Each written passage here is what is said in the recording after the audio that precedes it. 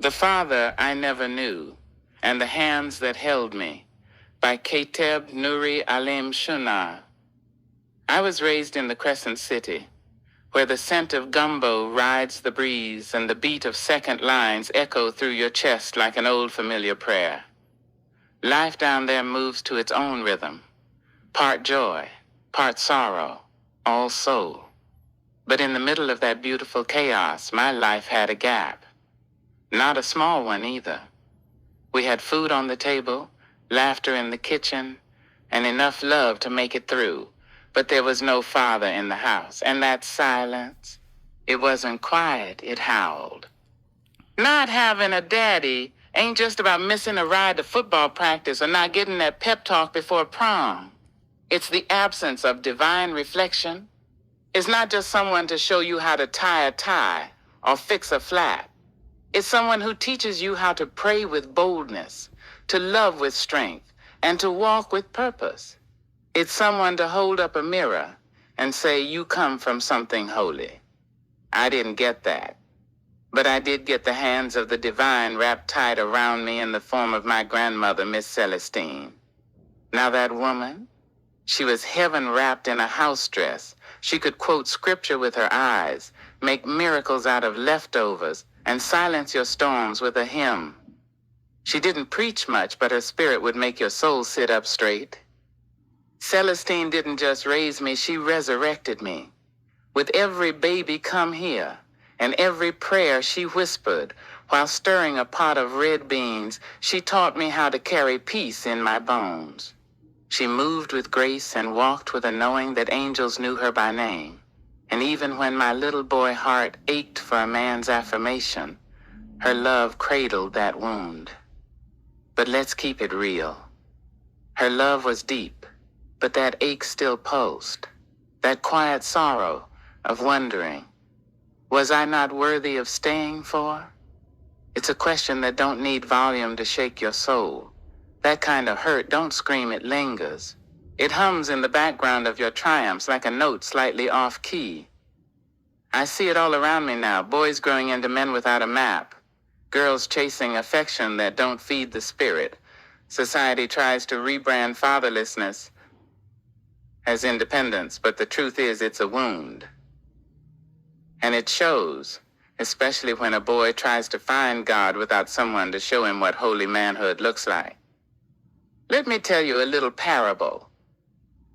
There was once a sapling, planted all by itself in the middle of a windy field.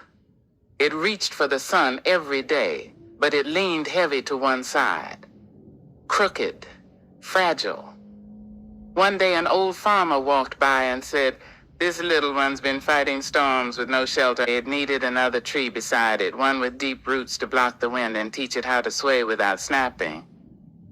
That's what a father does. He don't just provide. He protects from winds that you don't even see coming. He stands beside you, so you learn how to stand tall. I never had that living tree, but the Creator, oh, He planted His own shade over me, sent messages through strangers, comfort through memories, and strength through my grandmother's soft rebukes. He didn't just cover me, He corrected me, taught me how to weep and worship in the same breath, showed me that just because a man wasn't present doesn't mean I wasn't being prepared. You ever been rerouted? It's painful, sure, but it's also holy, and that's what happened to me. My roots were dug up from disappointment and pressed into divine soil. I stopped chasing a missing man and started learning from a present God. To every person with a father-shaped hole in your story, hear me. That hurt is real. It matters, but it ain't the end. Sometimes the Creator Himself steps in, becomes both the map and the mentor. And there's no shame in being raised by heaven. And now to the mamas, I gotta say this from my chest to yours. Please let the good fathers in. I know it's hard. I know hurt makes us build walls. But when a man stands in truth, prays with open hands, and shows up with humility, don't block that. We need both hands holding the child, yours and his. And if the biological father won't do right, make space for a spiritual one. Let a real man plant roots where absence tried to grow weed. Because our kids, they need examples. Boys need to see strength wrapped in gentleness. Girls need to see what sacred love looks like.